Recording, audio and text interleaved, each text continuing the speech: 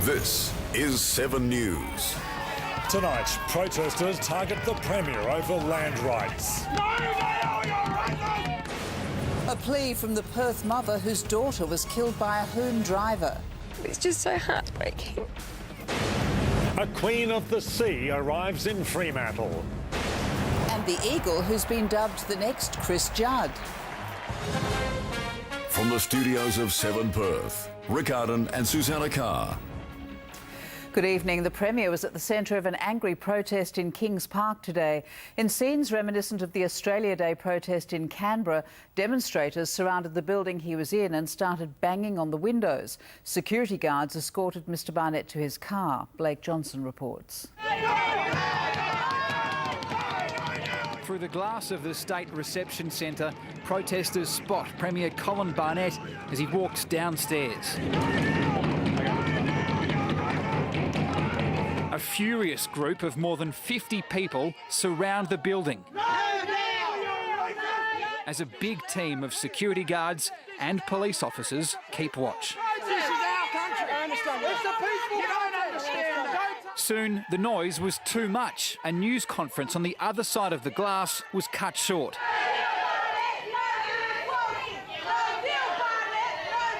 And for 20 minutes, the Premier, Indigenous Affairs Minister Peter Collier and Treasurer Christian Porter if you're going to get stuck, at least a wine cellar's were told by security to wait inside. Guards cleared a path to the Premier's car and decided it was time to move. Protesters were still waiting outside.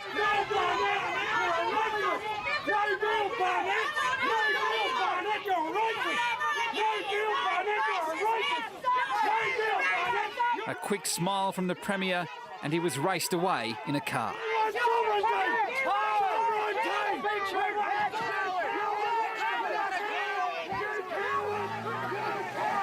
The Premier and his ministers were here to talk at a meeting about a $1 billion native title proposal for Perth and the southwest. The Aboriginal Land and Sea Council supports it. Clearly, others don't. It'll kill the race. It'll kill our people and generations to come. How?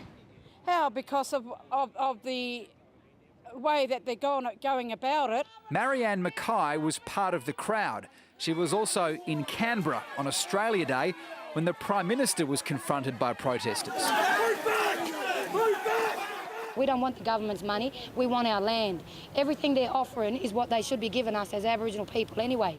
It was a calmer exit for the Premier, but a close-up view of the heat in the native title issue. Blake Johnson, 7 News. A Perth mother whose 15-year-old daughter was killed by a hoon driver has made a tearful plea to end dangerous driving. Coralie Morgan's daughter died after a high-speed crash 4 years ago on a northern suburb street. 7 News obtained video of a car doing burnouts and ploughing into a crowd on the same street. The family of a missing Goldfields grandfather say they're convinced he's been murdered and they've appealed for public help to find his body. Charlie Park hasn't been seen since he disappeared on January the 3rd. Grant Taylor reports. Firefighters have spent the afternoon battling a bushfire in Perth's western suburbs. The blaze started just after 3 in Mosman Park. It took 2 heli-tacs and 6 fire trucks to get it under control and save nearby homes. 10 hectares of Buckland Hill Reserve near Stirling Highway were burnt out. It's believed the fire was deliberately lit, and police are keen to hear from people who saw anything suspicious. Home loan borrowers are being urged to ditch and switch their banks to avoid interest rate hikes. The ANZ Bank will consider lifting its rates this Friday, and other big lenders are tipped to follow, even though the Reserve Bank didn't raise rates yesterday. A second young woman injured in a drunken boat crash involving the son of MP Janet Woolard has changed her version of events. Kate Carr was in the boat being steered by Luke Woolard when it crashed into a navigational pole on the Canning River in 2007. At the time, she told police that she didn't think Luke Woolard was very drunk, but today she told the court he was. Luke Woolard is being sued by another woman, Kate Campbell, over the medical expenses she's incurred from the crash he caused. His lawyers say Kate Campbell knew how drunk Luke Woolard was when she got on board. Some of the biggest names in music will perform outside Buckingham Palace in a huge concert for the Queen's Diamond Jubilee celebrations. Kylie Minogue is among the Australians expected to star in the June show alongside Sir Elton John and Sir Paul McCartney. The largest ocean liner to visit Australia visited Fremantle today. The Queen Mary 2 arrived this morning, but the royal visit was a short one.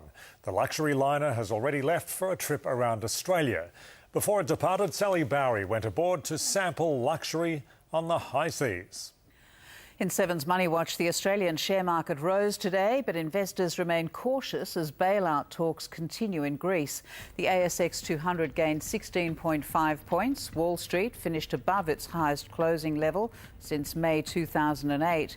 All majors finished in the black. Gold found $3 an ounce. Oil rose more than $2 a barrel. Energy stocks led the gains. Energy Resources Australia and Aurora Oil and Gas, the top two gainers in the sector.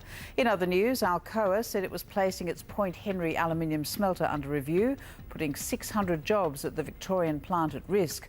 $1 Australian is buying $1.08 US cents. The Prime Minister has called Tony Abbott disgusting, accusing him of playing politics with people's jobs. He's linked the carbon tax to an announcement by Alcoa that it could lay off those 600 workers, but the company itself blames the high dollar. A New Zealand diving instructor has risked his life to rescue a killer whale. The orca had become trapped in a fishing rope, so Reece Cochrane jumped in to try to cut it free. It was just as other orcas arrived. The whole time it was calling, I could hear vivid calls coming from the orca. And so just at the end, there was about 5 or 6 orcas, including the bull. But Reece says they must have known what was happening because the orca stayed still while being cut free. A new baby boy born in China is a 1 in a billion. Chun Chun is the heaviest baby ever born in the country. He weighed in at a whopping 7 kilograms. That's 15.5 pounds on the old scale, double the weight of a normal baby. His 29-year-old mum said she knew he was going to be big. The world record of 10 kilograms was set in America in 1879. It's low on Ks, hardly been driven and sure to get you plenty of looks at the lights. One of the world's fastest supercars is for sale. Reece Whitby reports Perth's Roscoe McGlashan is selling the motoring icon that made him Australia's fastest man. Time for sport now with Adrian Barrett. A big compliment for a star eagle, Barra. Yes, Sue. Up next, Josh Kennedy compares a teammate with the great Chris Judd. Could this midfielder be footy's next big thing? And Sachin Tendulkar opens up at the Wacker. Hello, Natalia Cooper with you. Hot today and tomorrow's going to be hotter. We could get a thunderstorm as well. Currently in the city, it's hot, 34.3, and winds are from the southeast at 11 kilometres an hour. Those east northeasterly winds were blowing for most of the day, so we got to our top of 35.2 quite late, just before 5 this afternoon. 18.8 was our overnight low. Around the metro area, Lancelin, again the warmest spot to be with a top of 37. It was coolest at Kalamunda and over at Rottnest. Around WA, some hot temperatures in the wheat belt and inland central west as well. There have been some isolated showers and storms in northern inland parts of the southwest land division. Darwallinu has picked up 8 millimetres of rain. Squally storms are possible in the central west tonight, and there's the risk of a shower or thunderstorm over much of the southwest land division tomorrow. Let's check out the satellite now. There's a high building south of the state and a trough near the west coast. That's what's bringing the hot weather to Perth. A mid-level disturbance will bring those possible showers and thunderstorms tomorrow. Interstate tomorrow, a couple more showers in Sydney. The chance of a thunderstorm in Canberra and mostly clear in Melbourne, a top of 25 degrees. Boating information back home, east to southeast winds 8 to 13 knots, reaching 15 to 20 knots south of Lancelin. Winds will tend south-southwest 10 to 15 knots in the afternoon. Seas to a metre and swell to 1.5. So hot again tomorrow. There's the chance of a shower in the morning and the risk of a thunderstorm in the afternoon. 36 the top after a low of 21. Then mostly sunny and 36 on Friday. It was 35 today, so if we get past 35 degrees tomorrow and on Friday, it will be considered a heat wave. Then we're looking at a cooler 31 on Saturday, but it is going to be a bit humid, partly cloudy. cloudy and a top of 29 degrees on Sunday. Then early next week is looking fine with temperatures around 30 degrees. That sounds nice. Here's Rick and Sue. Thanks, Natalia. That's 7 News for this Wednesday. Thank you for your company. Now here's Monica with Today Tonight.